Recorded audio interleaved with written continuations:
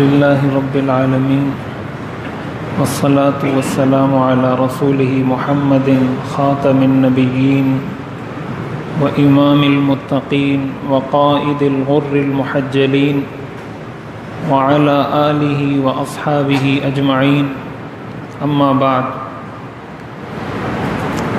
نماز کے اندر توجہ حاصل کرنے کا اور خشوع اور خضوع حاصل کرنے کا 8واں طریقہ جس سے انسان کو نماز میں توجہ نصیب ہوتی ہے، ایک اعلان میں کر دوں. ایک تو خواتین کے حوالے سے کہ خواتین بعض حضرات کی جانب سے یہ شکایت آئی ہے کہ بعض خواتین وہاں بات چیت میں مصروف ہوتی ہیں، جس کی وجہ سے دوسری خواتین کو بات کے سننے یا سمجھنے میں مشکل ہوتی ہے. تو ایک تو اس چیز کا اہتمام فرمائیں کہ توجہ سے بات سنیں، اور دیگر جو موجود خواتین ہیں ان کے لیے بھی زحمت کا سبب نہ بنیں، اور خود بھی جب اتنا وقت نکالا ہے تو اس کو قیمتی بنائیں تاکہ کوئی بات سمجھ میں آ سکے اور اس کو سمجھ کر عمل کیا جا سکے.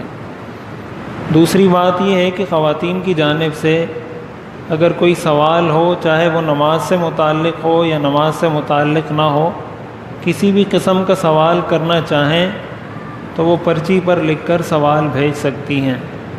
باقی حضرات تو جو موجود ہیں نماز سے متعلق ہی سوال کریں. خواتین کو اس لیے اس بات کی اجازت ہے کہ ان کو بسا اوقات مسائل پوچھنے کا موقع نہیں ملتا، تو جو بھی مسئلہ شریعت کے حوالے سے پوچھنا چاہیں تو وہ اپنا سوال لکھ کر یہاں بھیج سکتی ہیں. انشاءاللہ آخر میں اس کا جواب دے دیا جائے گا.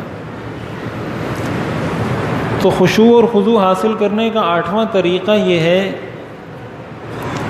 حدیث شریف کے اندر آتا ہے ایک شخص حضور علیہ الصلاۃ والسلام کے پاس آئے، مسند احمد کی روایت ہے، اور انہوں نے کہا عظنی و اوجز، کہ یا رسول اللہ مجھے نصیحت کریں اور مختصر نصیحت کریں. نصیحت کیجیے اور مختصر نصیحت کیجیے، یعنی کوئی لمبی چوڑی نصیحت نہیں، بس مختصر نصیحت مجھے کریں کہ مجھے کیا کرنا چاہیے. تو حضور علیہ الصلاۃ والسلام نے اس موقع پر اس شخص کو 3 نصیحتیں کی، بہت مختصر. اور یہ حضور علیہ الصلاۃ والسلام کی ایک خصوصیت تھی جو آپ کو عطا کی گئی تھی، باقی انبیاء کو نہیں عطا کی گئی تھی. وہ یہ حدیث شریف میں آتا ہے کہ مجھے 6 چیزوں میں انبیاء پر فضیلت دی گئی ہے. ان میں سے ایک چیز یہ تھی اعطیت جوامع الکلم، کہ مجھے اللہ تعالیٰ نے جامع الکلام بنایا ہے.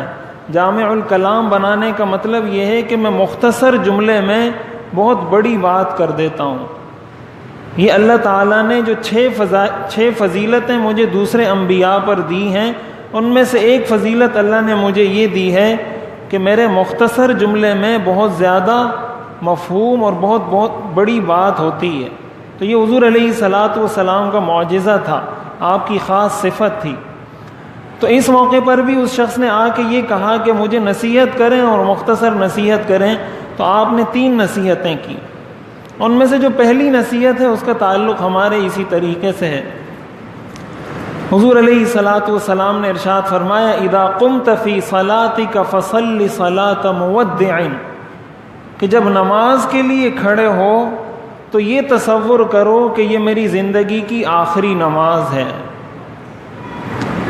اور دوسرے نمبر پر آپ نے فرمایا ولا تکلم بکلام تعتذر منہ غدا، کوئی ایسی بات زبان سے نہ نکالو جس پر کل تمہیں معذرت کرنی پڑے. اور تیسرے نمبر پر آپ نے فرمایا وَأَجْمِعِ الْيَأْسَ مِمَّا فِي يَدَيِ النَّاسِ، لوگوں کے ہاتھ میں جو پیسہ مال و دولت ہے اس سے اپنے آپ کو مکمل نا امید کر دو. یہ 3 نصیحتیں آپ نے فرمائی کہ ان 3 چیزوں پر عمل کر لو، تمہاری زندگی کامیاب ہو جائے گی. تو پہلی جو آپ نے نصیحت فرمائی، اگر اس ایک نصیحت پر بھی ہم عمل کر لیں، یہ مسند احمد کی روایت ہے اذا قمت للصلاۃ فصل صلاۃ مودع، کہ ہر نماز ایسی پڑھو گویا یہ میری زندگی کی آخری نماز ہے. اب یہ خشوع اور خضوع حاصل کرنے کا نبوی نسخہ ہے، یہ نسخہ، یہ طریقہ حضور علیہ الصلاۃ والسلام نے امت کو بتایا ہے کہ ہر نماز اس تصور کے ساتھ پڑھو کہ یہ میری زندگی کی آخری نماز ہے اور یہ نماز پڑھ کر میں نے اللہ کی بارگاہ میں پیش ہونا ہے۔ تو اگر کسی انسان کو نماز میں یہ تصور نصیب ہو جاتا ہے تو کیا اس کا تصور اور اس کا دماغ نماز میں کسی اور کام میں مصروف ہو سکتا ہے؟ جب اس کو یہ پتہ چل جائے، جب وہ یہ یقین کر لے کہ یہ میری زندگی کی آخری نماز ہے، کتنی توجہ سے پڑھے گا اس کو کہ یہ آخری نماز ہے، اس کو تو اچھے طریقے سے پڑھ لو۔ تو سوال ہی نہیں پیدا ہوتا کہ اس کے دل میں اور خیالات آئیں اور وساوس آئیں اور پریشانیاں آئیں، وہ تو اتنا مگن ہوگا اس نماز کے اندر کہ اس کو دنیا و ما فیہا کی خبر ہی نہیں ہوگی۔ چنانچہ سلیمان بن عبد الملک کے بارے میں آتا ہے کہ ان کے پاس ایک مرتبہ امام ابو حازم رحمۃ اللہ علیہ تشریف لائے، تو امام ابو حازم رحمۃ اللہ علیہ اللہ کے ولی تھے، بزرگ تھے، تو انہوں نے، سلیمان بن عبد الملک نے امام ابو حازم سے کہا کہ اس کی کیا وجہ ہے کہ ہمیں موت سے خوف آتا ہے، ہمیں ڈر لگتا ہے موت سے، اللہ کے حضور جانے سے ہمیں ڈر لگتا ہے۔ تو انہوں نے فرمایا کہ ظاہر سی بات ہے، تم نے اپنی دنیا کو آباد کیا ہے، آخرت کو برباد کیا ہے، تو کوئی بھی شخص آبادی سے ویرانے میں جانے کو ناپسند ہی کرتا ہے۔ یعنی اگر آبادی میں رہنے والے شخص کو آپ جنگل میں بھیج دیں گے تو اس کو ڈر لگے گا جنگل میں، اس لیے کہ وہ جنگل میں رہنے کا عادی نہیں ہے۔ یہ جگہ اس نے آباد کی ہے، وہ ویرانہ ہے، جنگل ہے، بالکل سنسان جگہ ہے، وہاں وہ جاتے ہوئے ڈرتا ہے۔ تو تم نے آخرت کو تو برباد کیا ہے، دنیا کو آباد کیا ہے، اور یہ انسان کی فطرت ہے کہ آباد جگہ سے جب ویران جگہ میں جاتا ہے تو وہ ڈرتا ہے، اس لیے تمہیں موت سے ڈر لگتا ہے۔ تو انہوں نے کہا کہ آپ کیا کہتے ہیں کہ مرنے کے بعد ہمارا کیا حال ہوگا؟ تو انہوں نے فرمایا کہ یہ تو اللہ تعالیٰ نے خود بتا دیا ہے، ان الابرار لفی نعیم و ان الفجار لفی جحیم، نیک لوگ جنت میں ہوں گے، جو بدکار لوگ ہیں، گناہگار ہیں، اللہ کے نافرمان ہیں، وہ جہنم میں ہوں گے۔ تو انہوں نے کہا کہ پھر اللہ کی رحمت کہاں گئی؟ انہوں نے کہا اللہ نے تو فرمایا ان رحمت اللہ قریب من المحسنین، کہ میری رحمت تو ان لوگوں کے ساتھ ہوتی ہے جو محسنین ہوں، جو نیک اعمال کرنے والے ہوں، ان کے ساتھ میری رحمت ہوتی ہے۔ تو اس پر انہوں نے کہا، سلیمان بن عبد الملک نے پوچھا کہ ہم جب مریں گے تو قیامت کے دن اللہ کے دربار میں ہم کس طریقے سے پیش ہوں گے؟ امام ابو حازم رحمۃ اللہ علیہ نے فرمایا کہ جو نیک لوگ ہوں گے وہ تو اللہ کے دربار میں ایسے پیش ہوں گے جیسے ایک آدمی بڑے عرصے سے سفر میں ہو، تھکا ہارا ہو، اس کا ایک عرصہ سفر میں گزرا ہو اور بڑی مشکل سے اللہ اللہ کر کے وہ گھر پہنچا ہو، تو گھر پہنچنے پر اس کو جتنی خوشی ہوتی ہے، جتنا سکون ملتا ہے، جتنا اطمینان ہوتا ہے، تو نیک لوگ تو اللہ کے دربار میں اس طرح پیش ہوں گے کہ وہ کہیں گے شکر ہے ہمارا یہ سفر ختم ہوا اور اللہ کی بارگاہ میں پہنچ کر اپنے اصل گھر پہنچ گئے۔ اور جو بدکار لوگ ہوں گے وہ اللہ کی بارگاہ میں ایسے پیش ہوں گے جیسے ایک غلام ہو، بھاگا ہوا ہو اور مالک اس کے پیچھے پیچھے پھرتا ہو کہ یہ اب میرے ہاتھ آئے گا، اب میرے ہاتھ آئے گا، اب میرے ہاتھ آئے گا، اور بڑے عرصے بعد مالک نے اس پر قابو پایا ہو۔ تو جو گناہگار لوگ ہوں گے، نافرمان لوگ ہوں گے، وہ اللہ کی بارگاہ میں اسی طرح پیش ہوں گے کہ جب اتنے عرصے بعد بھاگا ہوا غلام مالک کے ہاتھ آتا ہے تو پھر وہ اس سے اپنے پورے اس عرصے کا بدلہ لیتا ہے۔ تو جو گناہگار لوگ ہوں گے وہ اللہ کی بارگاہ میں اس طریقے سے پیش ہوں گے۔ تو پھر سلیمان بن عبد الملک نے کہا آپ مجھے یہ بتائیں کہ آپ نماز کس طریقے سے پڑھتے ہیں؟ امام ابو حازم رحمۃ اللہ علیہ نے فرمایا کہ میں جب نماز پڑھتا ہوں تو قبلے کی طرف میرا رخ ہوتا ہے، تو میں یہ تصور کرتا ہوں کہ میرے سامنے بیت اللہ ہے، میرے دائیں جانب جنت ہے، میرے بائیں جانب جہنم ہے، میں پل صراط کے اوپر کھڑا ہوا ہوں اور موت میرے پیچھے لگی ہوئی ہے۔ اس تصور کے ساتھ نماز پڑھتا ہوں کہ میرے قدم زمین پر نہیں ہے، میرے قدم پل صراط پر ہیں، اور دائیں جانب جنت ہے، بائیں جانب جہنم ہے، موت میرے پیچھے لگی ہوئی ہے، اور اس طریقے سے میں نماز پڑھتا ہوں۔ تو یہ وہ اصل چیز ہے جو میں عرض کرنا چاہ رہا ہوں کہ اگر اس تصور کے ساتھ انسان نماز پڑھے کہ میں پل صراط پر کھڑا ہوا ہوں اور ادھر جنت ہے ادھر جہنم ہے، ذرا کوئی گڑبڑ کی، کوئی غلطی کی، کوئی کوتاہی کی تو میں جہنم میں گر جاؤں گا اور موت میرے پیچھے لگی ہوئی ہے، یہ تصور اگر انسان کو نصیب ہو جائے۔ سلیمان بن عبد الملک نے کہا کہ کاش زندگی میں ہمیں ایک نماز ایسی نصیب ہو جائے۔ آپ کتنے عرصے سے اس تصور کے ساتھ نماز پڑھ رہے ہیں؟ انہوں نے کہا مجھے 40 سال ہو گئے اسی تصور کے ساتھ نماز پڑھتا ہوں، 40 سال سے ہر نماز اسی تصور کے ساتھ پڑھتا ہوں۔ تو آپ بتائیں کہ ان کی نماز میں توجہ کا کیا حال ہوگا، کتنا خشوع اور خضوع ان کو نصیب ہوا ہوگا، کتنا ان کا دھیان اللہ کی طرف ہوتا ہوگا نماز میں۔ تو یہ نسخہ حدیث میں بتایا گیا ہے، صلی صلاۃ مودع، الوداع کہنے والے شخص کی طرح نماز پڑھو، گویا اس نماز کے بعد تم نے اس دنیا کو الوداع کہہ دینا ہے۔ تو یہ تصور، اسی لیے جو صوفیاء مراقبہ کرواتے ہیں نا، موت کا مراقبہ جو کرواتے ہیں صوفیاء، کہ کبھی تھوڑی دیر تنہائی میں بیٹھ کر موت کا مراقبہ کرنا چاہیے، اس سے انسان کو توجہ نصیب ہوتی ہے۔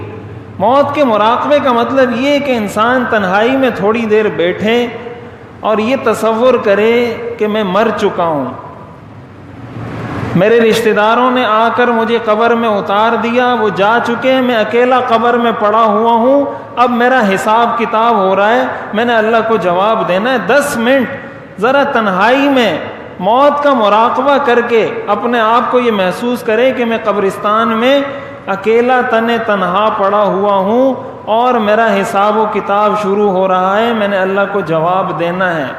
یہ مراقبہ اگر انسان کرتا رہے کبھی کبھی تو موت اس کے سامنے ہوتی ہے، موت اس کو مستحضر رہتی ہے، اور جب موت اس کے سامنے ہوتی ہے پھر ایسا شخص اللہ کی نافرمانی نہیں کرتا، اس کو پتہ ہوتا ہے کہ یہ عارضی، بہت محدود، بہت لیمیٹڈ ٹائم ہے، ایک سفر ہے جو ختم ہو جائے گا، اس کے بعد اصل زندگی کا آغاز ہونا ہے، اور اس سب کا میں نے حساب دینا ہے۔ جب حساب دینا ہے اور اس کو موت سامنے نظر آ رہی ہے تو پھر اس کی زندگی میں شریعت آتی ہے، وہ اپنی زندگی کو شریعت کے مطابق بناتا ہے۔ دیکھیں ایک طرف شیطان بھی اپنی کوشش میں لگا ہوا ہے، شیطان بھی تو لگا ہوا ہے نا، اس نے بھی تو اللہ کے سامنے قسم کھا کر کہا تھا فَبِعِزَّتِكَ لَأُغْوِيَنَّهُمْ أَجْمَعِينَ، تیری عزت کی قسم میں سب کو گمراہ کروں گا۔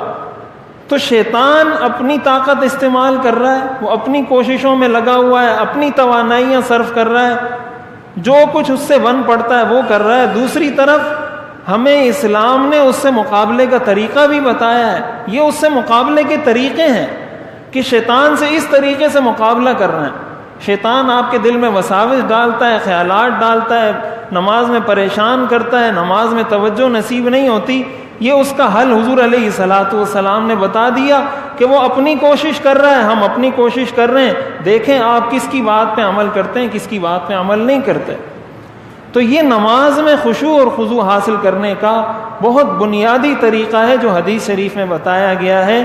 تو اس تصور کے ساتھ انسان کو نماز پڑھنی چاہیے، اور حقیقت بھی یہ ہے، قرآن کریم میں آتا ہے لا تعلم نفس ماذا تکسب غدا، اس طرح کی آیت ہے کہ کسی انسان کو نہیں پتا کہ کل وہ کہاں ہوگا، کل وہ کیا کرے گا، بِأَيِّ أَرْضٍ تَمُوتُ، کسی کو نہیں پتا میری موت کس زمین میں آئے گی، اس شہر میں آئے گی، اس شہر میں آئے گی، کسی دوسری جگہ آئے گی، اپنے گھر میں آئے گی، رستے میں آئے گی، کسی کو نہیں پتا۔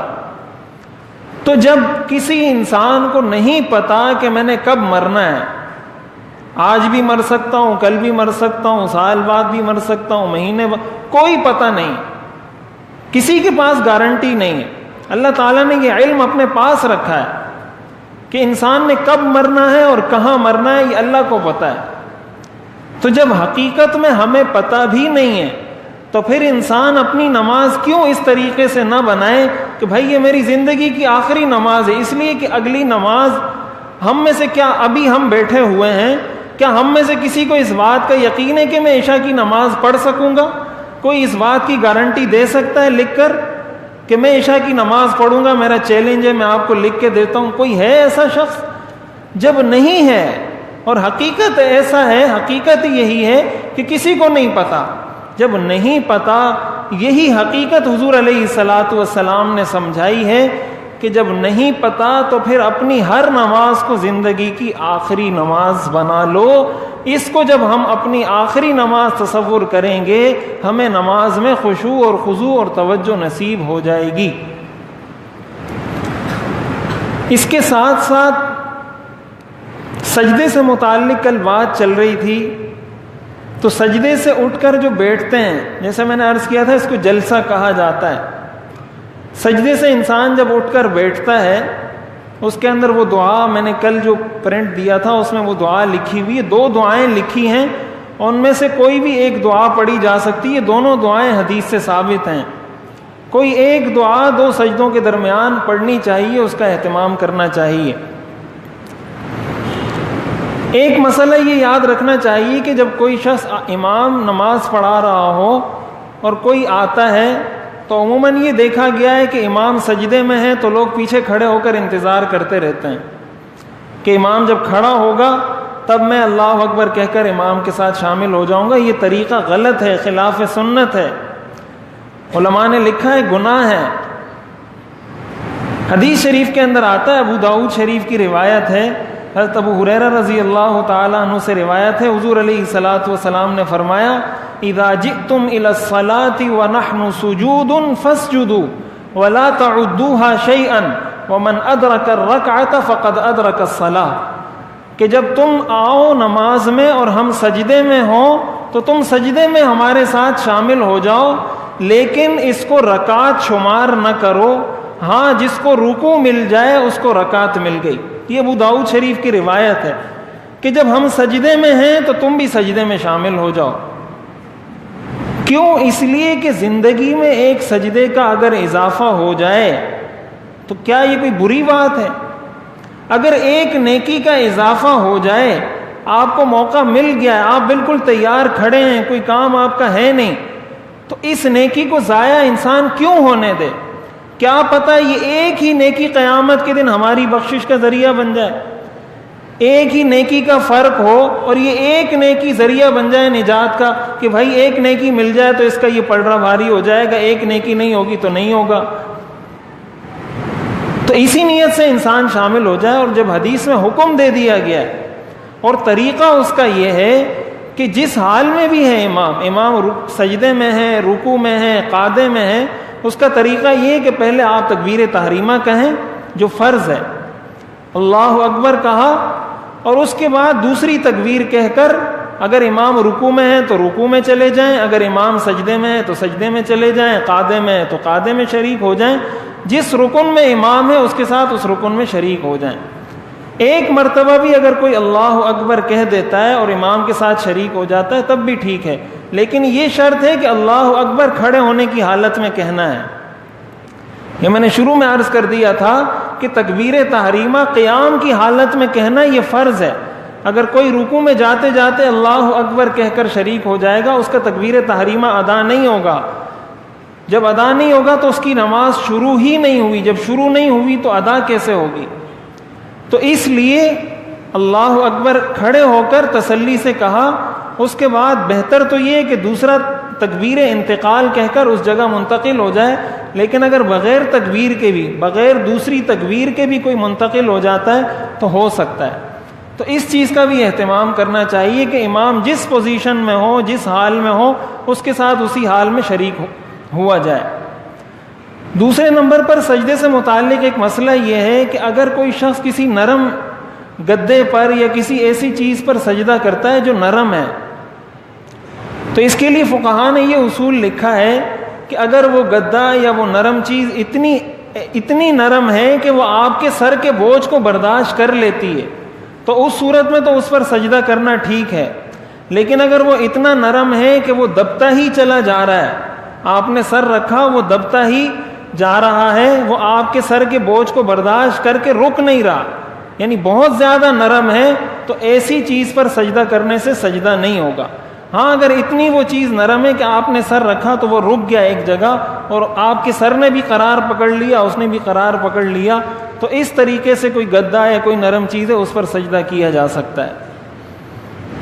بہتر تو یہی ہے کہ انسان زمین پر ہی کرے، یعنی اگر ایسا ہو تو حکم یہ ہے کہ اس صورت میں ہو جائے گا اور اس صورت میں نہیں ہوگا، ورنہ ظاہر سجدے کا بنیادی مقصد یہ ہے کہ انسان اللہ کے سامنے عاجزی کا اظہار کرتا ہے، تو عاجزی کا اظہار تو اسی میں ہے کہ انسان ساری چیزوں سے ہٹ کر زمین پر اپنی ناک رکھے۔ اس کے بعد سجدے میں بیٹھنے کا طریقہ، سجدے سے اٹھ کر جو بیٹھتے ہیں جس کو جلسہ کہا جاتا ہے، تو بیٹھنے کا طریقہ یہ ہے جس طرح ہم قعدے میں بیٹھتے ہیں کہ دائیں پاؤں کو کھڑا کیا جائے اور اس کی انگلیاں قبلہ رخ ہوں، یعنی دائیں پاؤں کو آپ کھڑا کر کے اس کی انگلیوں کو قبلہ رخ کر دیں گے اور بائیں پاؤں کو آپ بچھا دیں گے، یہ مردوں کے لیے، بائیں پاؤں کو بچھا کر دائیں پاؤں کو کھڑا کر کے انگلیوں کو قبلہ رخ کر دیں، اس طریقے سے سجدے میں بیٹھنا ہے، اور جو ہاتھ ہیں یہ رانوں پر ہوں اور اس طریقے سے ہوں کہ آپ کی انگلیوں کا آخری کنارہ اور آپ کے گھٹنوں کا آخری کنارہ ایک ساتھ ختم ہو رہا ہو، یعنی بالکل اس کو اس طریقے سے رکھیں کہ جہاں آپ کے گھٹنے بس شروع ہو رہے ہیں وہاں تک آپ کی انگلیاں پہنچ جائیں، نہ تو انگلیوں کو بہت زیادہ باہر نکالیں اور نہ اس کو بہت زیادہ پیچھے رکھیں، بالکل یہاں اس کو کنارے پر لا کر رکھیں کہ آپ کی انگلیاں اور گھٹنا یہ بالکل برابر آ جائے، یہ ہاتھ رکھنے کا طریقہ ہے۔ اور قعدے میں دیکھنا انسان نے اپنی گود کی طرف ہوتا ہے، جیسے قیام کی حالت میں سجدے کی جگہ دیکھنا ہے، رکوع کی حالت میں اپنے پیروں کو دیکھنا ہے، تو قعدے کی حالت میں انسان کی نظر اپنی گود پر ہونی چاہیے۔ عورتوں کے جلسے میں بیٹھنے کا طریقہ یہی ہے کہ وہ اپنی دونوں قدم دائیں طرف نکال کر بائیں سرین پر بیٹھیں گی، دونوں رانیں ان کی ملی ہوئی ہوں گی اور دونوں پیر ان کے دائیں طرف نکلے ہوئے ہوں گے، اور اس طریقے سے وہ قعدہ بھی ان کا اسی طریقے سے ہوگا، اور جلسہ دو سجدوں کے درمیان جو بیٹھا جاتا ہے جلسہ بھی ان کا اسی طریقے سے ہوگا، سمٹ کر بیٹھیں۔ جس طرح میں نے عرض کیا کہ عورتوں کی نماز میں یہی اصل ہے، جتنا ان کا نماز ان کی یا نماز کا کوئی بھی رکن جتنا سطر کے ساتھ، جتنا پردے کے ساتھ ادا ہوگا اتنا اس کی فضیلت زیادہ ہے۔ دوسری رکعت کے لیے انسان جب کھڑا ہوتا ہے، یہ تو پہلی رکعت، دوسرا سجدہ بھی پہلے سجدے کی طرح ہی ہے، سجدے کا طریقہ میں نے کل عرض کر دیا تھا، تو دوسرا سجدہ بھی پہلے سجدے کی طرح ہی کرنا ہے، اس کی تسبیحات بھی وہی ہیں، سجدے کا طریقہ بھی وہی ہے، اس طریقے سے پہلی رکعت مکمل ہو جاتی ہے۔ تو ہم نے تکبیر تحریمہ کو سمجھا، تکبیر تحریمہ کے مسائل، قرات کے مسائل، اس کے بعد رکوع کے مسائل، اس کے بعد سجدے کے مسائل، پھر رکوع سے اٹھنے کے مسائل، پھر سجدے سے اٹھنے کے مسائل۔ اب یہ سارے کام ہر رکعت میں ہی ہوتے ہیں، ہر رکعت میں ہی کہیں قرات ہوتی ہے، رکوع ہوتا ہے، سجدہ ہوتا ہے، رکوع سے انسان اٹھتا ہے، سجدے سے اٹھتا ہے، تو یہ سارے مسائل ہر رکعت کے ہی ہیں۔ پہلی رکعت میں سجدہ کرنے کے بعد، دونوں سجدے کرنے کے بعد جب انسان اٹھتا ہے تو اٹھنے کا طریقہ یہ ہے کہ انسان زمین کا سہارا لیے بغیر اپنے پنجوں کے بل کھڑا ہو، گھٹنوں پر ہاتھ رکھے، گھٹنوں پر ہاتھ رکھ کر پنجوں کے بل کھڑا ہو جائے۔ حدیث شریف میں آتا ہے کہ حضور علیہ الصلاۃ والسلام جب اٹھتے تھے سجدے سے، اذا نہض رفع یدیہ قبل رکبتیہ، ایک تو یہ ہے کہ جس طریقے سے سجدے میں جانے کی ترتیب تھی کہ پہلے گھٹنے رکھے تھے، پھر ہاتھ رکھے تھے، پھر سر رکھا تھا، اٹھتے وقت یہ بالکل برعکس ہو جائے گا، پہلے سر اٹھائیں گے، پھر ہاتھ اٹھائیں گے، پھر اس کے بعد گھٹنے اٹھائیں گے، یہ حدیث سے ثابت ہے۔ اور یہ بھی حدیث میں آتا ہے، ابو داؤد شریف میں آتا ہے، نہا ان یعتمد علی یدیہ اذا نہض فی الصلاۃ، کہ حضور نے اس بات سے منع فرمایا کہ سجدے سے اٹھتے وقت زمین کا سہارا انسان لے، اس سے منع فرمایا۔ عذر کی حالت الگ چیز ہے، کوئی بیمار ہے، معذور ہے، عمر کا تقاضا ہے، وہ ایک الگ چیز ہے، لیکن ایک عام سنت، نماز کی سنت، نماز پڑھنے کا مسنون طریقہ وہ یہ ہے۔ تو حضور علیہ الصلاۃ والسلام بھی جب اٹھتے تھے تو اسی طریقے سے اٹھتے تھے کہ آپ کے ہاتھ آپ کے گھٹنوں پر ہوتے تھے اور بغیر زمین کا سہارا لیے آپ کھڑے ہو جایا کرتے تھے۔ عورتوں کے اٹھنے کا طریقہ بھی یہی ہے، بیچ میں جو جلسہ استراحت کیا جاتا ہے، اس حوالے سے بھی عرض کر دوں، جلسہ استراحت کا مطلب یہ ہے کہ سجدے سے انسان دوسرے سجدے سے اٹھا، تھوڑی دیر کے لیے بیٹھا، پھر کھڑا ہو گیا. تو دیگر ائمہ کے نزدیک جلسہ استراحت سنت ہے. امام ابو حنیفہ رحمۃ اللہ علیہ کے نزدیک جلسہ استراحت سنت نہیں ہے، جائز ہے. اور اس کی وجہ یہ ہے کہ حضور علیہ الصلاۃ والسلام سے یہ جلسہ استراحت اس کو کہا جاتا ہے، یہ ثابت ہے، لیکن یہ آپ نے اپنی آخری عمر میں کیا تھا، اور آپ نے صحابہ کو بتایا تھا اننی قد بدنت، کہ میرا جسم بھاری ہو گیا ہے، اس لیے میں دوسری رکعت کے لیے کھڑے ہونے سے پہلے تھوڑی دیر بیٹھ جاتا ہوں. تو گویا حضور علیہ الصلاۃ والسلام نے صحابہ کے سامنے اس کا اظہار کر دیا تھا کہ یہ نماز پڑھنے کا مستقل طریقہ نہیں ہے، میں یہ عمل اس لیے کرتا ہوں کہ میرا جسم بھاری ہو گیا ہے، تو مجھے ایک دم اٹھنے میں تکلیف ہوتی ہے، تو میں بیٹھ جاتا ہوں، پھر بیٹھ کر کھڑا ہو جاتا ہوں. اس کو جلسہ استراحت کہا جاتا ہے. تو جائز ہے جلسہ استراحت کرنا، لیکن امام ابو حنیفہ رحمۃ اللہ علیہ یہ فرماتے ہیں کہ یہ سنت نہیں ہے. سنت طریقہ یہ ہے کہ انسان پنجوں کے بل سیدھا کھڑا ہو جائے. ہاں کوئی معذور ہے، کوئی بیمار ہے، کسی کا جسم بھاری ہے، تو وہ بیچ میں بیٹھ جائے، بیٹھ کر اٹھ جائے، یہ بھی حضور علیہ الصلاۃ والسلام سے ثابت ہے، لیکن اصل سنت طریقہ یہ نہیں ہے. اسی کے ساتھ ساتھ سجدہ شکر کے حوالے سے اور سجدہ دعا کے حوالے سے میں نے کل عرض کر دیا تھا کہ سجدہ شکر بھی ثابت ہے، دعا کا سجدہ بھی ثابت ہے، لیکن فرض نمازوں کے بعد اس کو نہیں کرنا چاہیے. علماء نے اس کو مکروہ تحریمی لکھا ہے کہ فرض نمازوں کے متصل بعد نہ سجدہ شکر کیا جائے نہ سجدہ دعا. عام حالات میں کبھی انسان کو کوئی نعمت مل گئی، شکر کا سجدہ کر لیا، کبھی کوئی پریشانی ہے، سجدے میں جا کر دعا کر لی، فی نفس ہی یہ چیز ثابت ہے، دونوں سجدے ثابت ہیں. اس کے بعد سجدہ تلاوت کے احکام، جو قرآن کریم میں آیات سجدہ ہیں کہ اس آیت پر سجدہ کرنا ہے. 14 سجدے ہیں کل قرآن کریم میں جن کے پڑھنے کے بعد سجدہ کرنا واجب ہے. سجدہ تلاوت کے بارے میں یہ بات یاد رکھیں کہ 3 چیزوں سے سجدہ تلاوت واجب ہوتا ہے. نمبر 1 کہ انسان خود پڑھے، نمبر 2 کہ وہ کسی اور سے سنے، نمبر 3 کہ وہ کسی امام کی اقتداء میں نماز پڑھ رہا ہو. اگرچہ اس نے سجدہ تلاوت نہیں سنا، لیکن اگر امام نے آیت سجدہ تلاوت کی ہے، امام سجدہ تلاوت کرے گا تو مقتدی پر بھی لازم ہے کہ وہ سجدہ تلاوت کرے. تو ان 3 وجوہات سے سجدہ تلاوت لازم ہوتا ہے.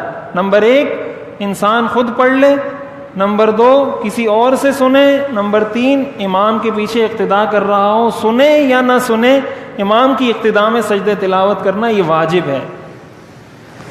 اور سجدہ تلاوت فوراً کرنا بہتر ہے، مستحب ہے کہ فوراً ہی کر لیا جائے. انسان جب تلاوت کر رہا ہے، آیت سجدہ آئی تو بہتر یہ ہے کہ فوراً ہی سجدہ تلاوت کر لے، لیکن فوراً کرنا یہ واجب نہیں ہے. ذمے میں آ گیا، اس کو ہر حال میں ادا کرنا ہے، ابھی کریں، کل کریں، پرسوں کریں، ترسوں کریں، کرنا ہے. اس کو ہر حال میں جو سجدہ تلاوت واجب ہو گیا اس کو ادا کرنا ہے، فوراً کرنا لازم نہیں ہے. البتہ نماز میں جو آیت سجدہ تلاوت کی جاتی ہے وہ سجدہ فوراً کرنا واجب ہے. یعنی اگر نماز میں قرات میں آپ نے کوئی ایسی آیت تلاوت کی جو آیت سجدہ ہے، تو اس موقع پر اس آیت کے ختم کرنے کے فوراً بعد سجدہ تلاوت کرنا واجب ہے. اگر کسی نے اس کے بعد 3 چھوٹی آیات یا 1 لمبی آیت پڑھ لی تو اس پر سجدہ سہو لازم ہوگا، آخر میں سجدہ سہو کرنا لازم ہوگا. تو نماز میں سجدہ تلاوت میں تاخیر نہیں ہو سکتی. نماز میں جیسے ہی آیت سجدہ تلاوت کی اس کے فوراً بعد سجدہ کرنا واجب ہے. آیت سجدہ تلاوت کے بارے میں ایک چیز یہ یاد رکھنی چاہیے کہ مکروہ اوقات میں آیت سجدہ تلاوت نہیں کرنا چاہیے. جو مکروہ اوقات ہیں ان میں سجدہ تلاوت نہ کیا جائے. ہاں اگر اسی وقت تلاوت کیا ہے، یعنی مکروہ وقت چل رہا تھا اور آپ نے اسی وقت وہ آیت آپ کی تلاوت میں آ گئی، کر لی، تلاوت آپ نے کر لی، تو اس کی اجازت ہے کہ وہ سجدہ آپ اس مکروہ وقت میں بھی کر سکتے ہیں. لیکن اس میں بھی بہتر یہ ہے کہ مکروہ وقت کے ختم ہونے کا انتظار کیا جائے اور بعد میں سجدہ تلاوت کیا جائے. ایک اور بات سجدہ تلاوت کے حوالے سے یہ کہ ریکارڈڈ آیت سجدہ سننے سے سجدہ تلاوت لازم نہیں ہوتا.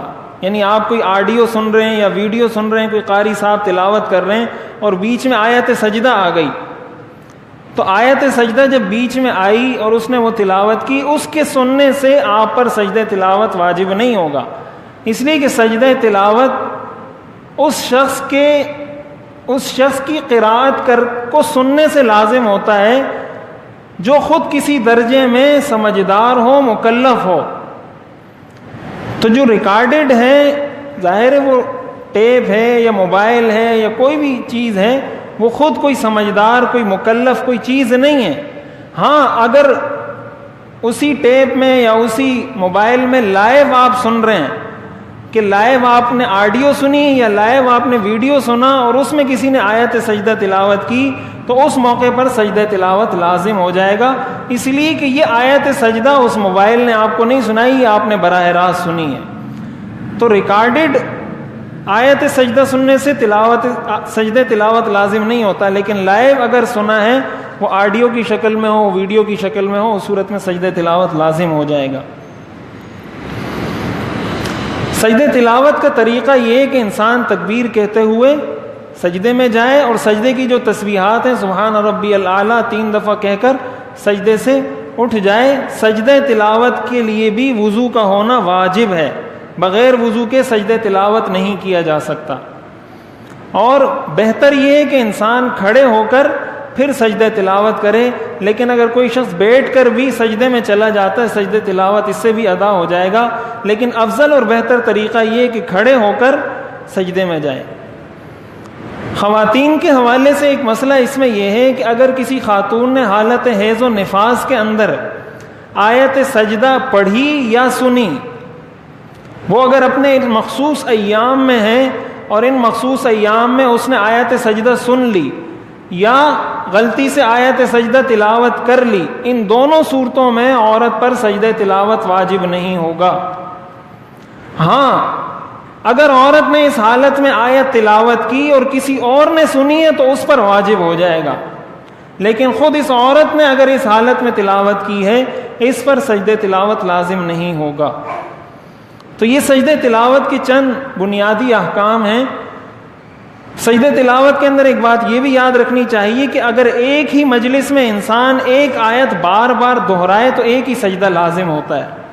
یعنی آپ بیٹھے ہوئے مثال کے طور پر آپ وہ آیت یاد کرنا چاہ رہے ہیں, اب وہ ایک ہی آیت آپ نے 10 دفعہ پڑھی, 20 دفعہ پڑھی, بار بار پڑھ رہے ہیں, تو اگر ایک ہی مجلس ہے, ایک مجلس کا مطلب ایک ہی جگہ بیٹھ کر آپ نے وہ پڑھا ہے, تو اس صورت میں وہ ایک ہی سجدہ ہوگا, ایک ہی سجدہ تلاوت لازم ہوگا. اور اگر وہی آیت یہاں تلاوت کی, پھر کسی اور جگہ گیا وہاں تلاوت کی, پھر کسی اور جگہ گیا وہی آیت وہاں تلاوت کی, تو جتنی جگہ تلاوت کی ہے اتنے سجدے تلاوت اس پر لازم ہوں گے. اس کے بعد تیسرے نمبر پر, اور سجدے تلاوت کے بارے میں حدیث شریف میں آتا ہے کہ جب انسان سجدے تلاوت کرتا ہے تو شیطان رونے لگتا ہے, اور شیطان کہتا ہے, یہ صحیح حدیث ہے ابو داؤد شریف کی, الفاظ مجھے بھی یاد نہیں ہیں, شیطان روتا ہے اور کہتا ہے کہ مجھے سجدے کا حکم دیا گیا تھا, میں نے انکار کیا, اس انسان کو اللہ نے سجدے کا حکم دیا, اس نے سجدہ کر لیا. تو یہ سجدہ تلاوت شیطان پر بہت بھاری ہے. کیوں؟ اس لیے کہ یہ جو آیات سجدہ ہیں ان میں سے اکثر وہ آیات ہیں جن میں سجدے کا حکم ہے کہ سجدہ کرو سجدہ کرو سجدہ کرو. تو جیسے ہی وہاں انسان پڑھتا ہے سجدہ کرو اور اسی کے ساتھ وہ سجدہ کر لیتا ہے, تو یہ شیطان پر بہت بھاری ہے کہ جب اللہ نے مجھے کہا تھا کہ سجدہ کرو میں نے تو کیا نہیں, اس کو اللہ نے کہا اس نے کر لیا, یہ تو کامیاب ہو گیا میں ناکام ہو گیا. تو یہ سجدہ تلاوت شیطان پر بہت بھاری ہے, اور یہ بات یاد رکھنی چاہیے کہ یہ واجب ہے, یہ ہر حال میں کرنا ہے. اگر 10 سال پہلے بھی تلاوت کی تھی اور سجدہ نہیں کیا تو وہ سجدہ ابھی کرنا لازم ہے. اس کے بعد تیسرے نمبر پر سجدہ سہو کے کچھ احکام ہیں کہ سجدہ سہو کب واجب ہوتا ہے. تو نماز کے بارے میں ایک بات یہ یاد رکھنی چاہیے کہ نماز میں 3 طرح کے اعمال ہیں. ایک کو کہا جاتا ہے فرض, ایک کو کہا جاتا ہے سنت, بلکہ آپ 4 کہہ لیں, ایک مستحب ہوتا ہے, اور ایک چیز ہوتی ہے جس کو واجب کہا جاتا ہے، فرض، پھر اس کے بعد واجب، پھر اس کے بعد سنت، پھر اس کے بعد مستحب۔ یہ 4 طرح کے اعمال ہوتے ہیں نماز میں۔ فرض کے حوالے سے یہ بات میں نے کل عرض کر دی تھی کہ فرض کوئی عمل اگر نماز میں چھوٹ گیا تو نماز نہیں ہوگی۔ اگر نماز میں کوئی بھی فرض آپ سے چھوٹ گیا ہے، اس کا طریقہ یہ ہے کہ نماز میں جہاں یاد آ جائے وہ فرض ادا کر لیں اور آخر میں سجدہ سہو کر لیں۔ اگر اس کو اپنے مقام پر نہیں کیا، دوسری جگہ کیا ہے، تو آخر میں سجدہ سہو کر لیں۔ فرض ادا کیے بغیر، جیسے میں نے عرض کیا نا کہ تکبیر تحریمہ فرض ہے، قیام فرض ہے، قرات فرض ہے، رکوع فرض ہے، سجدہ فرض ہے، قعدہ اخیرہ فرض ہے، یہ سارے فرائض ہیں نماز کے۔ ان میں سے کوئی چیز رہ جاتی ہے نماز ہوگی ہی نہیں، اور سجدے دونوں فرض ہیں، کوئی ایک سجدہ بھی رہ جائے گا نماز نہیں ہوگی۔ سنت اور مستحب، یعنی جو چیزیں نماز میں سنت ہیں یا جو چیزیں نماز میں مستحب ہیں، ان کے چھوڑنے سے نماز ناقص تو ہوگی۔ یہ کہا جائے گا کہ اس نے نماز سنت طریقے کے مطابق نہیں پڑھی، خلاف سنت پڑھی، حضور علیہ الصلاۃ والسلام کے بتائے ہوئے طریقے کے مطابق نہیں پڑھی۔ لیکن اگر مسئلے کی روح سے آپ کہیں گے کہ نماز اس کی ہوئی یا نہیں، تو نماز اس کی ہو گئی، نماز اس کی ہو گئی، لیکن نماز کا نور، نماز کی برکت، نماز کا اثر ایسے شخص کو نصیب نہیں ہوتا جو نماز میں سنتوں اور مستحبات کو چھوڑ دیتا ہے۔ اس لیے کہ کسی بھی چیز میں نور، اس میں برکت اور اس میں پاور اور طاقت سنت کی وجہ سے آتی ہے۔ اگر وہی کام، اللہ کا بتایا ہوا کام، آپ خلاف سنت طریقے سے کریں گے تو اس کام میں وہ برکت نہیں ہوتی، اس کام سے انسان کی زندگی پر اثر نہیں ہوتا، اس کام سے انسان کو نور نصیب نہیں ہوتا۔ تو اگر کوئی چیز نماز میں سنت ہے اور سنت چھوڑ دی تو نماز خلاف سنت طریقے سے ادا ہو گئی، یعنی سجدہ سہو بھی لازم نہیں ہے اور نماز بھی ذمے سے ساقط ہو گئی۔ یہ الگ بات ہے کہ اس نے یہ برا کیا، غلط کیا، خلاف سنت عمل۔ جیسے میں نے عرض کیا تھا کہ ثنا پڑھنا یہ سنت ہے، اسی طرح اعوذ باللہ پڑھنا، بسم اللہ پڑھنا یہ سنت ہے، آمین پڑھنا یہ سنت ہے۔ اسی طرح جیسے یہ سارا میں نے طریقہ عرض کیا کہ سجدہ اس طریقے سے کرنا ہے، رکوع اس طریقے سے کرنا ہے، تو اگر مثلا میں نے عرض کیا کہ رکوع میں گھٹنوں کو بالکل انگلیاں کھول کر پکڑنا ہے، کوئی بالکل انگلیاں کھول کر نہیں پکڑتا، انگلیاں بند کر کے پکڑ لیتا ہے، تو رکوع تو اس کا بھی ہو جائے گا۔ یا کوئی رکوع میں 3 دفعہ سبحان ربی العظیم نہیں پڑھتا، 2 دفعہ پڑھ لیتا ہے، رکوع اس کا بھی ہو جائے گا۔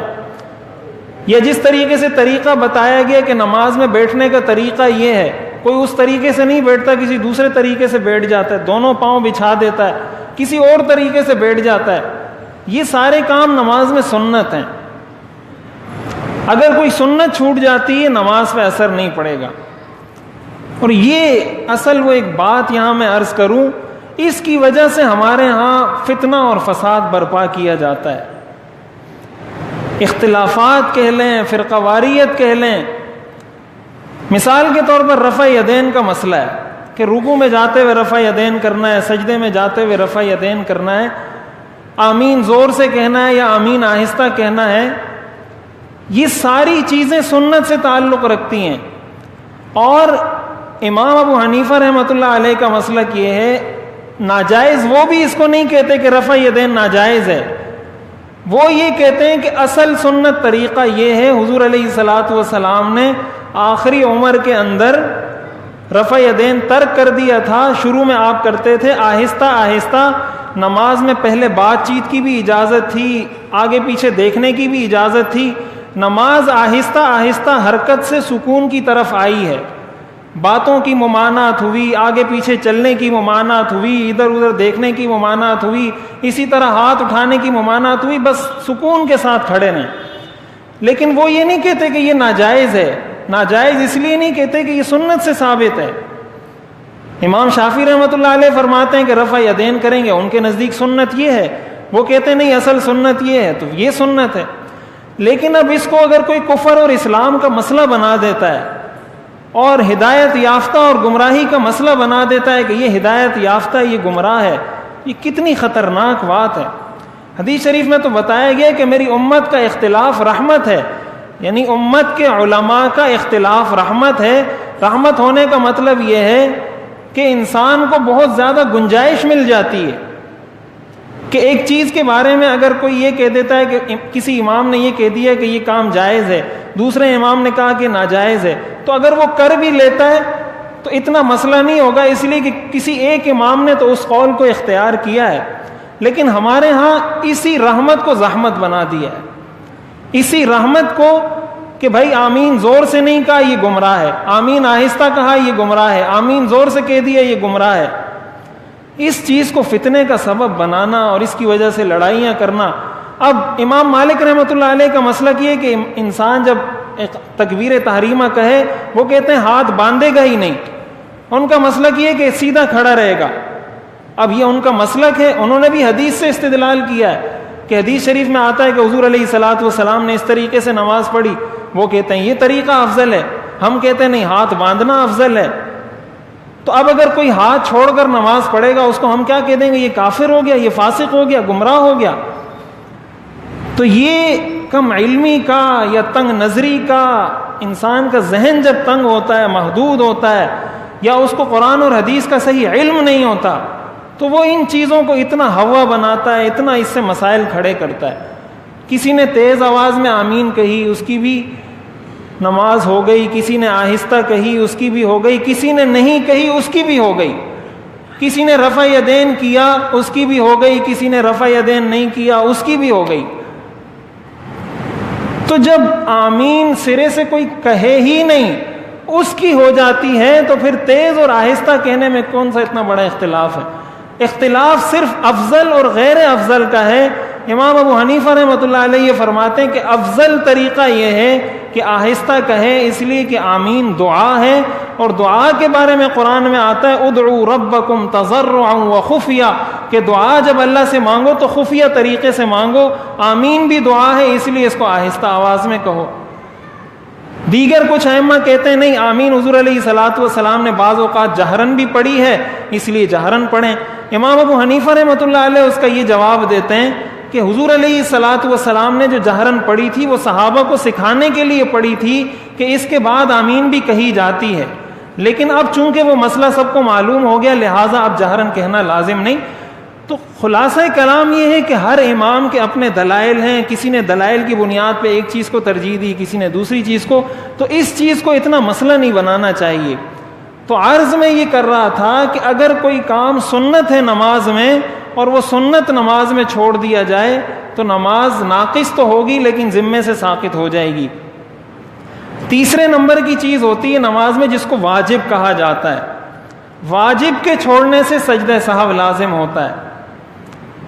یا تو انسان واجب عمل چھوڑ دے اور یا کسی فرض میں تاخیر کر دے. کوئی فرض مثلا ادا کرنا تھا ابھی، اس نے اس کو ادا کیا تھوڑی دیر بعد. مثال کے طور پر جیسے میں نے عرض کیا تھا دونوں سجدے فرض ہیں، دونوں سجدے فرض ہیں اور ان میں ترتیب واجب ہے. ترتیب واجب ہونے کا مطلب یہ کہ پے در پے کرنا، ایک کو دوسرے کے بعد کرنا، یہ واجب ہے. اگر کسی نے ایک سجدہ کیا کھڑا ہو گیا، پھر اس کو یاد آیا دوبارہ گیا سجدہ کیا پھر کھڑا ہو گیا، اس کا مطلب اس نے اس فرض میں، سجدہ فرض تھا، اس فرض میں اس نے کیا کی؟ تاخیر کی. یہ فرض لازم تھا کہ یہ فوراً کرتا، لیکن یہ کھڑا ہو گیا، کھڑے ہونے کے بعد دوبارہ سجدے میں آیا، تو اس فرض میں چونکہ تاخیر ہوئی ہے اس لیے اس پر سجدہ سہو واجب ہو جائے گا. اسی طرح نماز میں اگر کوئی واجب چھوٹ جاتا ہے، مثال کے طور پر سورہ فاتحہ کے ساتھ دوسری سورت پڑھنا، یہ واجب ہے. سورہ فاتحہ کے ساتھ دوسری سورت ملانا واجب ہے.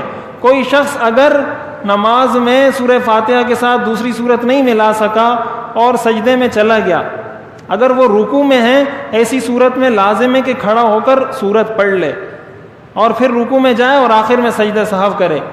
لیکن اگر وہ سجدے میں جا چکا ہے، اس کو ابھی یاد آیا کہ میں نے تو تلاوت نہیں کی تھی سورت کی، تو اب یہ آخر میں کیا کرے گا؟ سجدہ سہو کرے گا، اس لیے کہ اس نے نماز میں ایک واجب عمل چھوڑ دیا ہے.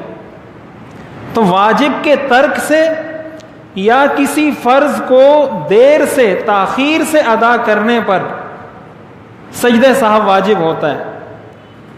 اسی لیے کہا جاتا ہے کہ اگر کسی نے مثال کے طور پر جیسے تشہد ہے، تشہد میں کوئی شخص تشہد سے پہلے سورہ فاتحہ پڑھ لیتا ہے یا کوئی بھی قرآن کریم کی تلاوت کر لیتا ہے، یا مثال کے طور پر 4 رکعت کی نماز ہے اور اس نے تشہد پڑھ کر کھڑے ہونا ہے اور وہ تشہد کے بعد درود شریف پڑھ لیتا ہے. اب تشہد پڑھ کر کھڑے ہونا یہ فرض تھا، قیام فرض ہے نماز میں. اس نے جب درود شریف پڑھا، اس درود شریف پڑھنے کی وجہ سے اس فرض میں تاخیر ہوئی ہے. یعنی فرض تو یہ تھا کہ تشہد کے فوراً بعد قیام کیا جاتا، لیکن اس نے اس میں تاخیر کر دی، درود شریف پورا پڑھ لیا یا دعا تک پورا پڑھ لیا. اب اس کو یاد آیا، اب یہ کھڑا ہوا ہے، اس کا مطلب اس نے یہ فرض تاخیر سے ادا کیا ہے. جب فرض میں تاخیر ہوئی ہے تو آخر میں سجدہ سہو لازم ہوگا. تو سجدہ سہو لازم ہوتا ہے کوئی واجب چھوڑنے پر یا کسی فرض میں تاخیر کرنے پر. جب اس طرح کا کوئی مسئلہ پیش آ جائے تو اس کو پوچھ لینا چاہیے. بسا اوقات انسان شک میں مبتلا ہو جاتا ہے. اور ایک بات یہ بھی یاد رکھنی چاہیے کہ اگر نماز میں انسان کو شک ہو جائے کہ میرے سے یہ غلطی ہوئی ہے، آیا اس سے سجدہ سہو لازم ہوتا ہے یا نہیں ہوتا، لیکن ایک شرط ہے کہ اس کو یہ پتہ ہے کہ یہ میں نے کوئی فرض نہیں چھوڑا. یہ بات ضروری ہے. اگر فرض چھوڑ دیا تو سجدہ سہو سے جسے میں نے بتایا اس کی تلافی نہیں ہو سکتی. اگر نماز میں فرض کے چھوڑنے کے علاوہ کوئی اور غلطی ہو گئی، اب اس کو شک ہو رہا ہے کہ یار سجدہ سہو کرنا چاہیے یا نہیں کرنا چاہیے، ایسے موقع پر سجدہ سہو کر لینا چاہیے. اس لیے کہ اگر کسی پر سجدہ سہو لازم نہیں تھا، اس نے سجدہ سہو کر لیا، اس سے نماز پہ اثر نہیں پڑتا. لیکن اگر لازم تھا اور ادا نہیں کیا تو اس کی نماز ہی نہیں ہوگی، نماز کا اعادہ لازم ہوگا. تو ایسے موقع پر اگر شک ہو جاتا ہے تو ایسے موقع پر سجدہ سہو کر لینا چاہیے، بشرطے کہ ایک بات یقینی ہو، یہ اس کو پتا ہو کہ میں نے کوئی فرض نماز میں نہیں چھوڑا. اگر فرض نماز میں چھوڑا ہے، اس کا طریقہ سوائے اس کے کچھ نہیں ہے کہ اس فرض کو ادا کیا جائے، اور اگر اس میں تاخیر ہوئی ہے تو آخر میں سجدہ سہو کر لے، اور اگر سلام پھیر چکا ہے، جا چکا ہے، بعد میں پتہ چلا تو نماز کا دوبارہ پڑھنا لازم ہوگا. اسی کے ساتھ ساتھ سجدہ سہو کا طریقہ یہ ہے کہ تشہد انسان پوری پڑھے اتحیات سے لے کر آخر تک، اور اس کے بعد دائیں جانب سلام پھیر دے، اور سلام پھیرنے کے بعد 2 سجدے کرے، اور سجدے سے بیٹھنے کے بعد اتحیات پڑھے، پھر درود شریف پڑھے، پھر دعا، اور پھر سلام دونوں جانب پھیر دے. یہ سجدہ سہو کا طریقہ ہے. اگر کسی شخص نے دعا پڑھ کر دونوں جانب سلام پھیر دیے اور اب اس کو یاد آیا کہ مجھ پہ تو سجدہ سہو لازم تھا، مثال کے طور پر اس نے سورت نہیں ملائی تھی سورہ فاتحہ کے ساتھ، اور اس نے پوری سورہ اتحیات درود شریف پوری پڑھنے کے بعد دونوں طرف سلام پھیر دیا، اب اس کو یاد آیا ہے، تو اگر اس نے ابھی تک کوئی ایسا کام نہیں کیا جس سے نماز فاسد ہو جاتی ہے، مثلا اس نے ابھی تک اپنا سینہ قبلے سے نہیں پھیرا، یا مثال کے طور پر اس نے ابھی تک کسی سے کوئی بات چیت نہیں کی، یا کچھ کھایا پیا نہیں ہے، اسی حالت میں بیٹھا ہوا ہے اور اس کو یاد آ گیا کہ مجھ پہ تو سجدہ سہو لازم تھا، اس صورت میں طریقہ یہ کہ 2 سجدے کر کے اسی حالت میں چلا جائے، 2 سجدے کر لے اور بیٹھ کر دوبارہ اتحیات آخر تک اور درود شریف پوری دعا پڑھ کر سلام پھیر دے. تو اگر دونوں سلام پھیرنے کے بعد بھی کسی کو یاد آیا ہے لیکن اس نے نماز ختم ہونے کے بعد اب تک کوئی ایسا کام نہیں کیا جو نماز کو فاسد کر دے، تو اس صورت میں بھی وہ 2 سجدے کر کے دوبارہ اتحیات درود شریف اور دعا پڑھ کر نماز مکمل کر لے.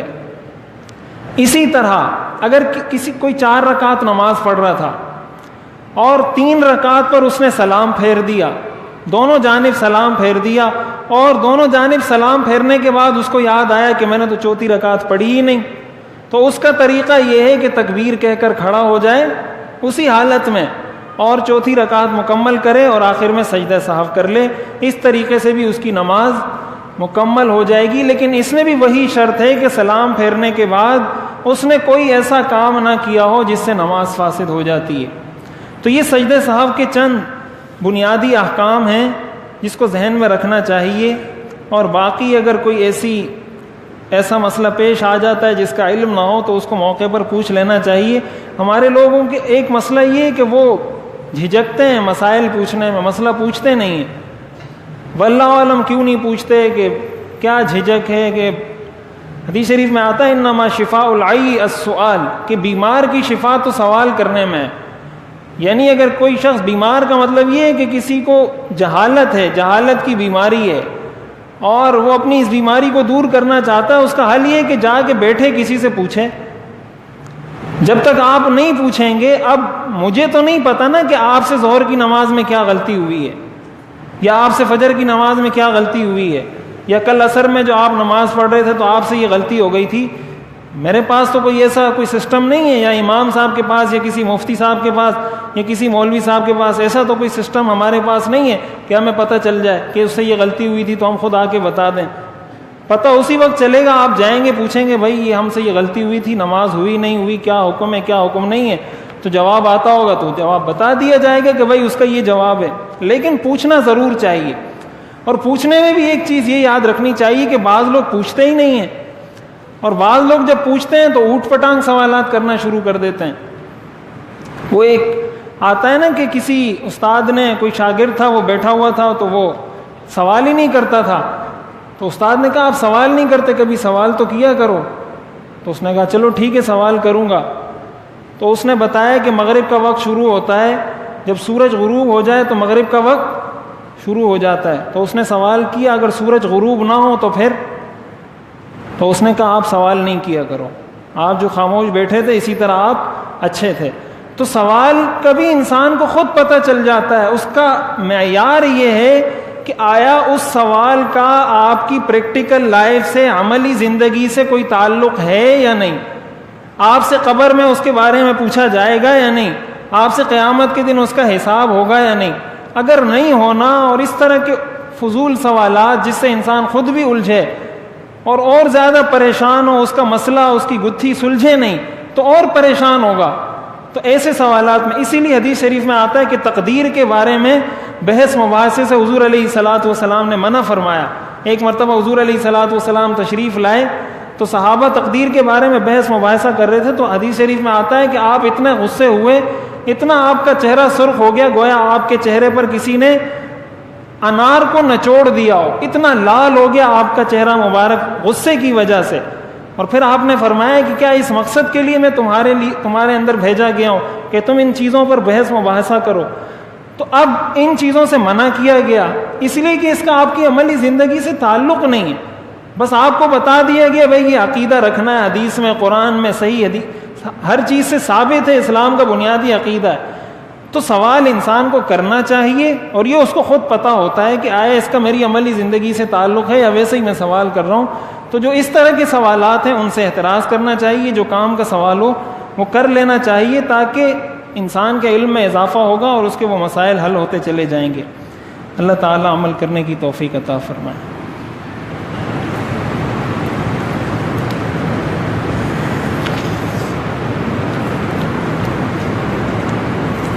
جوتے پہن کر نماز ہو جاتی ہے یا نہیں ہوتی؟ جوتے اگر صاف ہوں اور اس پر کوئی نجاست, کوئی گندگی نہ ہو تو نماز تو اس میں ہو جاتی ہے, لیکن یہ خلاف ادب ہے. ادب کا تقاضا یہی ہے کہ جوتے اتار کر انسان نماز پڑھے. حضور علیہ الصلاۃ والسلام سے جوتے پہن کر نماز پڑھنا بھی ثابت ہے, لیکن وہ بھی آپ نے اس لیے کیا تھا تاکہ امت کو بتا دیا جائے کہ ایسا کرنا بھی جائز ہے. تو اگر کوئی مجبوری ہو, کوئی ضرورت ہو, کوئی پریشانی ہو اور جوتے پاک ہوں, کوئی نجاست اس پر نہ ہو تو نماز اس میں ہو جاتی ہے, لیکن خلاف ادب ہے. اگر ایک بندہ عصر کی نماز پڑھ رہا ہو تو 4 رکعتوں میں سورت پڑھنی ہوگی. 4 رکعتوں میں نہیں, فرض نمازیں جتنی بھی ہیں اس کی صرف 2 رکعتوں میں سورہ فاتحہ کے ساتھ سورت ملانی ہے, اگلی 2 رکعتوں میں سورہ فاتحہ کے ساتھ سورت نہیں ملانی.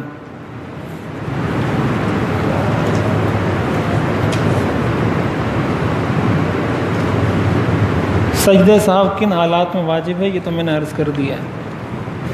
میری بہن کی حالت بہت خراب ہے, اس کا شوہر عورتوں سے لڑائی جھگڑے کرتا ہے اور اس کی نند کی خواہش ہے کہ اس کی بھابھی اس گھر سے نکل جائے. کہ نند بھائی کے کان بھرتے ہیں اور وہ پھر اپنی بیوی کو اور سناتے ہیں، اس لیے آپ سے گزارش ہے۔ انہوں نے لکھا ہے میری بہن کی حالت بہت خراب ہے، اس کا شوہر ہر وقت اس سے لڑائی جھگڑے کرتا ہے، اور اس کی نند کی یہ خواہش ہے کہ اس کی بھابھی اس کے گھر سے نکل جائے۔ اس کی نند بھائی کے کان بھرتی ہے اور وہ پھر اپنی بیوی کو ہر وقت سناتی ہے، اس لیے آپ سے گزارش ہے کہ آپ پلیز کچھ ایسا کریں کہ ان کی حالت ٹھیک ہو جائے۔ تو اس بارے میں تو دیکھیں، یہ جو رشتہ ہے اس کا تو بنیادی اصول یہ ہے کہ اس میں انسان کمپرومائز سے چلتا ہے۔ تو اگر کوئی ایسا عمل کر رہا ہے، چاہے وہ نند ہو، چاہے وہ بھابھی ہو، کوئی بھی ہو، کہ شریعت اس کی اجازت نہیں دیتی یا وہ ظلم کے زمرے میں آتا ہے، تو ایسے لوگوں کو، چاہے وہ خاتون نند کی شکل میں ہو، چاہے وہ ساس کی شکل میں ہو، چاہے وہ بہو کی شکل میں ہو، اگر وہ ظلم کر رہی ہے تو اس کو یہ پتہ ہونا چاہیے کہ یہاں تو اللہ نے آپ کو طاقت دی ہے، لیکن قیامت کے دن پھر وہ مالک یوم الدین وہ اکیلا ہے اور پھر کوئی مالک نہیں ہے، وہ روز جزا کا مالک وہ ہے۔ تو والدین کو بھی اس بات کی اجازت نہیں ہے کہ اپنے بچوں پہ ظلم کریں، اگرچہ اگر والد ظلم کر رہا ہے، بچے کو شریعت نے کہا ہے کہ آپ خاموش رہیں، لیکن قیامت کے دن اللہ اس والد سے بدلہ لے گا۔ ایسا نہیں کہ والد ظلم کرے گا تو اس کو معاف ہے، معاف کسی کو بھی نہیں ہے، چاہے وہ ساس کی شکل میں ہو، بہو کی شکل میں ہو، نند کی شکل میں ہو۔ ہمارے ہاں یہ معاشرتی مسائل بہت زیادہ ہیں، ذرا سا کسی کو کوئی ایسی کوئی اتھارٹی ملتی ہے، کوئی کہیں ایسا ہوتا ہے کہ ساس کی یہ کوشش ہوتی ہے کہ میرا بیٹا اپنی بیوی کو کچھ دے ہی نہیں، اس کا کوئی خیال ہی نہ کرے، اس کا خرچہ ہی نہ ادا کرے۔ کہیں الٹا معاملہ ہوتا ہے کہ بہو اپنے شوہر کو اپنی والدہ سے بات کرنے نہیں دیتی۔ تو اس چیز کے اندر بیلنس رکھنا چاہیے، اور یہ بات یاد رکھنی چاہیے کہ یہ دنیا ہی سب کچھ نہیں ہے، آخرت میں جا کر ہم نے اس کا حساب کتاب بھی دینا ہے۔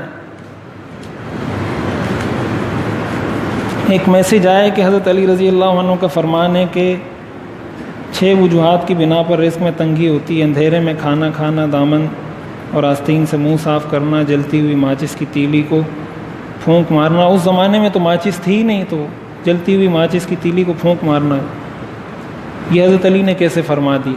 ماچس اس زمانے میں تھی نہیں تو یہ حضرت علی نے کیسے فرما دی ہے؟ یہ اپنی طرف سے لوگ بناتے ہیں۔ دامن سے، آستین سے منہ نہیں صاف کرنا چاہیے، اس کو فقہاء نے مکروہ لکھا ہے، لیکن حضرت علی رضی اللہ عنہ کا قول تو نہیں ہے۔ کل کے روزے کے متعلق یاد دہانی، یہ میں نے یہاں تو بتا دیا تھا، خواتین میں شاید یہ بات میں نہیں بتا سکا تھا۔ 15 شعبان کے روزے کے حوالے سے یہ بات سمجھنی چاہیے کہ 15 شعبان کے روزے کی الگ سے کوئی فضیلت ثابت نہیں ہے۔ شعبان کے مہینے میں حضور علیہ الصلاۃ والسلام کثرت سے روزے رکھتے تھے۔ ایک تو شعبان کے روزوں کو یہ فضیلت حاصل ہے، دوسرے نمبر پر ہر اسلامی مہینے کی 13، 14، 15 تاریخ کو آپ ہر مہینے ان 3 دنوں کا روزہ رکھتے تھے۔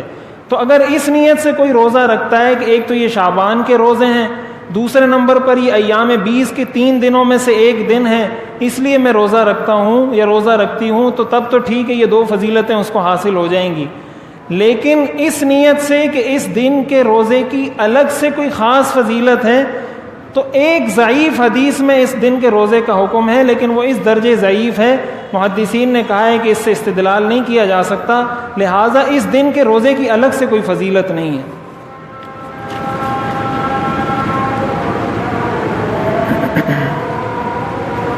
میں ایک ادارے میں کام کرتی ہوں جہاں نماز جمعہ کا باقاعدہ انتظام کیا جاتا ہے، خواتین کے لیے علیحدہ باپردہ باجماعت نماز کا اہتمام ہوتا ہے، جمعے کی نماز باجماعت۔ تو اگر باپردہ جماعت کا اہتمام کیا جاتا ہے اور اس میں کوئی ایسا وہ نہیں ہے جس کی وجہ سے نماز فاسد ہوتی ہے، بسا اوقات میں اتنا گیپ ہوتا ہے، اتنا فاصلہ ہوتا ہے جس کی وجہ سے امام کی اقتداء میں نماز پڑھنا ہی ٹھیک نہیں ہے۔ مثال کے طور پر مرد یہاں کھڑے ہیں، عورت وہاں مدرسۃ البنات میں کھڑی ہو کر نماز پڑھ رہی ہے، ایسے تو اقتدائی ٹھیک نہیں۔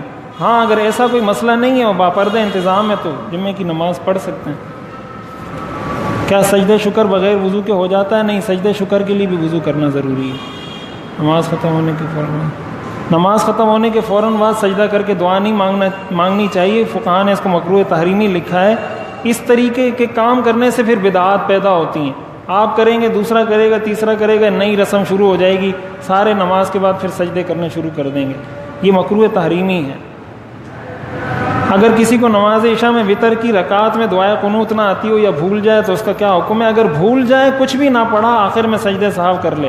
اگر نہیں آتی اس کا طریقہ یہ کہ کوئی بھی ذکر کر لے، سبحان اللہ 3 دفعہ پڑھ لے، الحمدللہ پڑھ لے، ربنا آتنا فی الدنیا حسنہ، یہ دعا پڑھ لے، لیکن دعائے قنوت یاد کرے، اس لیے کہ دعا قنوت کے اندر، وطر کے اندر یہ دعا پڑھنا مسنون ہے۔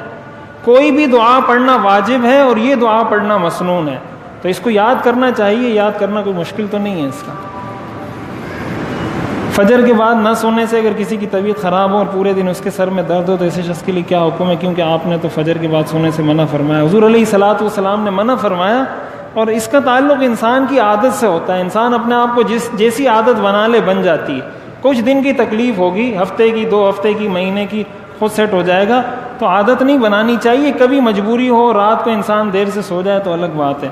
وضو کرنے کے بعد منہ صاف کرنا چاہیے یا نہیں؟ حضور علیہ الصلوۃ والسلام سے دونوں طریقے ثابت ہیں۔ آپ نے بعض دفعہ وضو کرنے کے بعد اپنے چہرے کو پہنچا بھی ہے اور بعض دفعہ آپ نے اس کو نہیں بھی کیا، دونوں طریقے ثابت ہیں، کسی پر بھی عمل کیا جا سکتا ہے۔ ہماری دادی اماں کہتی ہیں عصر کے بعد جھاڑو نہیں لگانی چاہیے، اس طرح جمعے کے دن کپڑے دھونا ٹھیک نہیں ہے۔ بالکل فضول بات ہے، غلط بات ہے، اس کی شریعت میں کوئی حیثیت نہیں۔ جب آپ تلاوت کر رہے ہیں، اذان ہوتی ہے، آپ نے جواب بھی دیا، اس کے بعد تلاوت کرنا شروع کرنا چاہیے، پھر انتظار کریں کہ تمام مساجد میں ہی، میں نے کل عرض کر دیا تھا، ایک اذان کا جواب دے دیا تو بس کافی ہے۔ غلاف قرآن پاک اور جائے نماز کو دھونے کے بعد اس کا پانی کسی درخت کے نیچے گرانا یہ درست ہے؟ نہیں، ضروری نہیں ہے، کوئی گرانا چاہے درخت کے نیچے گرائے، کوئی ضروری عمل نہیں ہے۔ کیا بلا اختیار قے کرنے سے روزہ ٹوٹ جاتا ہے؟ یہ روزے کا، یہ قے سے متعلق یہ تفصیلی مسئلہ ہے، یہ پھر عرض کر دوں گا اگلی نشست میں۔ کرسی پر نماز کیسے ادا کریں؟ کرسی پر نماز پڑھنے کا یہی طریقہ ہے کہ اگر انسان قیام پر قدرت نہیں رکھتا یا سجدہ نہیں کر سکتا تو ایسا شخص، بہتر تو یہی کہ زمین پر بیٹھ کر نماز پڑھے، لیکن اگر زمین پر بیٹھ کر نماز نہیں پڑھ سکتا تو کرسی پر بھی بیٹھنے کی اجازت ہے، اور اس کا طریقہ یہی ہے کہ رکوع کے لیے بھی اشارہ کرے، تھوڑا جھکے، اور سجدے کے لیے اس سے زیادہ جھکے۔ یہ کرسی پر نماز پڑھنے کا طریقہ ہے۔ اگر مغرب کی نماز میں آخری اتحیات مل جائیں تو باقی سب رکعتوں میں اتحیات پڑھنی چاہیے۔ جب آخری اتحیات آپ کو ملی ہیں تو وہ اتحیات پوری پڑھ لیں، اور باقی ظاہر ہے 2 رکعتوں کے بعد آپ دوبارہ بیٹھیں گے، پھر اتحیات پڑھیں گے، آخری رکعت میں پھر اتحیات پڑھیں گے۔ مکروہ وقت میں قرآن کی تلاوت کر سکتے ہیں، قرآن کی تلاوت کر سکتے ہیں۔ اگر ایک سے زیادہ سجدے تلاوت ایک ہی وقت میں کرنے ہوں تو اس کا کیا طریقہ ہوگا؟ یہی طریقہ ہے، ایک سجدہ کریں، پھر دوسرا کریں، پھر تیسرا کریں، پھر چوتھا کریں۔ رکوع کی دعا کون سی ہے؟ سبحان ربی العظیم رکوع کی دعا ہے۔ اگر نماز میں سورت آگے پیچھے پڑھ لی تو کوئی حرج نہیں، غلطی سے پڑھ لیا تو کوئی مسئلہ نہیں، جان بوجھ کر پڑھنا مکروہ ہے۔ کیا خواتین بلند آواز سے قرآن کی تلاوت اور دعا کر سکتی ہیں؟ آہستہ آواز میں تلاوت کرنی چاہیے، گھر میں ہو اور آس پاس کسی کو ایسی آواز پہنچنے کا امکان بھی نہ ہو تو بلند آواز سے بھی پڑھ سکتی ہیں، لیکن بہرحال بہتر پھر بھی یہی ہے کہ اپنی آواز کو پست رکھا جائے۔